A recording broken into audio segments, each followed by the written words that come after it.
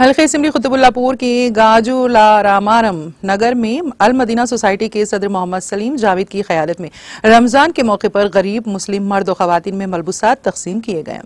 اس موقع پر المدینہ سوسائٹی کے صدر محمد سلیم جاوید نے میڈیا سے بات کرتے ہوئے اس سلسلے میں تفصیلات سے واقف کروایا۔ المدینہ سوسائٹی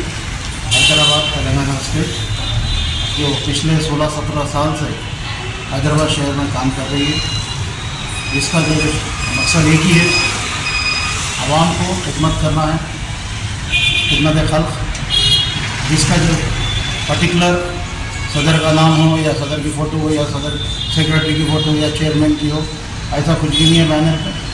کسی کا نام و نشان نہیں، صرف اور صرف خدمت خلق ہے۔ اور اس کا اجر جو ہے سو ایپ سے ہم کو اللہ تعالیٰ ضرور فرمائے گا۔ وہ امید سے ہم اس نئے کام میں بڑھ چڑھ کے ہمارے ساتھیوں نے جو ہے اس میں بڑھ چڑھ کے حصہ لیتے ہیں، اور اس کے جو کام کرنے کا انداز ہے بہت ہی پیارا ہے۔ کسی کو کچھ ابھی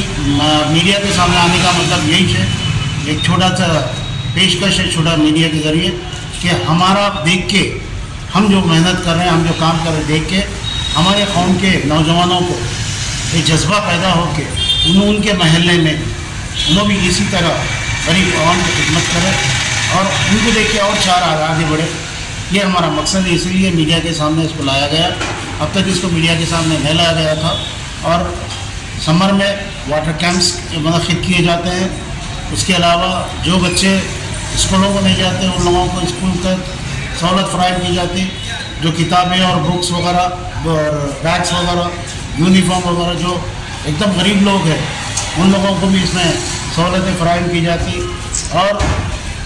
اب آنے والے دنوں میں جیسا کہ ابھی عاری صاحب نے بتایا